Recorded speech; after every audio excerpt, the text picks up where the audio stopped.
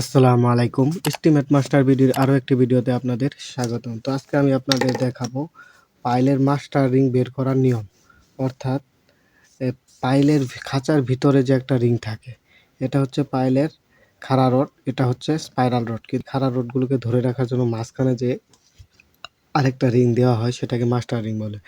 তো এই পাইলের খাঁচার মাস্টারিংটা বের করা, এই মাস্টারিংটা কত হবে, কিভাবে বের করতে হয় এই মাস্টারিংটার দৈর্ঘ্য, সেটাই আজকে আমি আপনাদের দেখাবো। তো প্রশ্নটা হবে এরকম: যদি পাইলের ব্যাস 20 ইঞ্চি হয় তাহলে পাইলের মাস্টারিংয়ের দৈর্ঘ্য কত হবে? তো এটাই কিন্তু মিস্ত্রিরা জিজ্ঞেস করবে যে স্যার মাস্টারিং কত কাটবো বা মাস্টারিংয়ের রডটা কতটুকু রাখবো।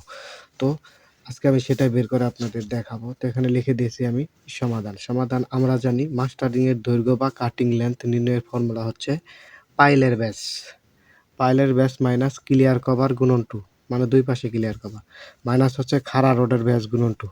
এই যে খাড়া রড, এই রডের ব্যাস দুই পাশে, এই পাশে একটা এই পাশে একটা হবে, তো এটা গুণন 2, মাইনাস হচ্ছে স্পাইরাল রডের ব্যাস গুণন 2।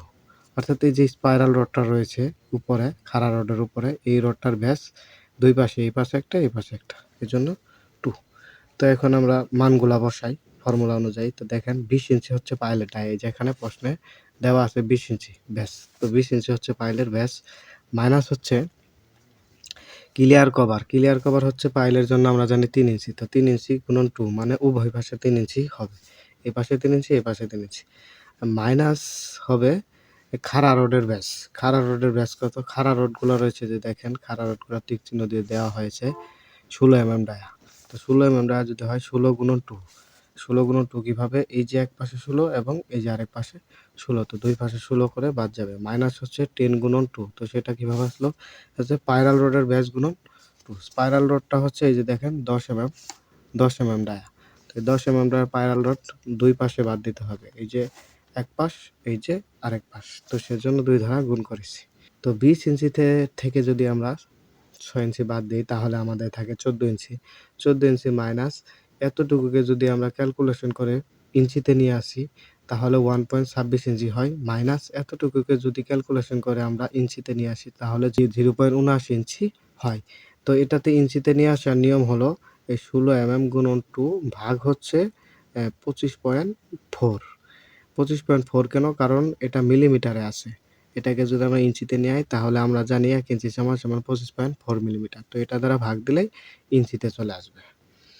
তো আমি সেটাই করেছি। তো এতটুকুকে এখন যদি ক্যালকুলেশন করি তাহলে আসে 11.95 ইঞ্চি, প্রায় সমান 12 ইঞ্চি।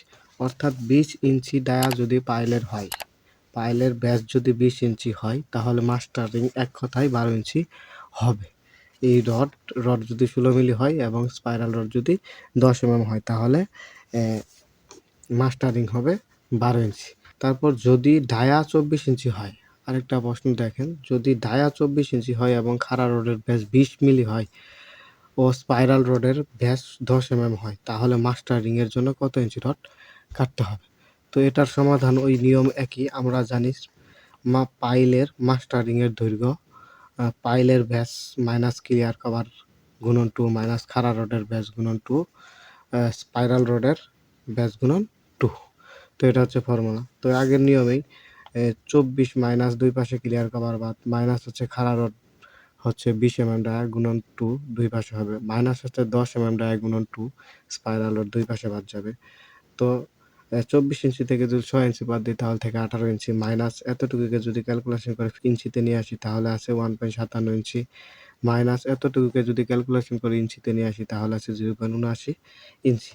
তো এতটুকুকে যদি ক্যালকুলেশন করি তাহলে আসে 15.64 ইঞ্চি, প্রায় সমান 16 ইঞ্চি। বা এটাকে যদি মিলিমিটারে লিখি তাহলে 397.6, প্রায় সমান 400 mm। যদি মিস্ত্রিকে এটাও বলতে পারেন যে 400 কাটতে হবে রড, অথবা 16 ইঞ্চি রড কাটতে হবে। ওইটাই হচ্ছে পাইলের মাস্টারিং বের করার নিয়ম এবং বিশুদ্ধ নিয়ম। তো এরকমভাবে আপনারা যে কোনো পাইলের মাস্টারিং এর দৈর্ঘ্য বের করতে পারেন। তো আজকের ভিডিওটা এই পর্যন্ত। যারা আমার ভিডিওটি দেখে উপকৃত হয়েছেন তারা আমার চ্যানেলটিকে সাবস্ক্রাইব করে সাথেই থাকবেন। ধন্যবাদ।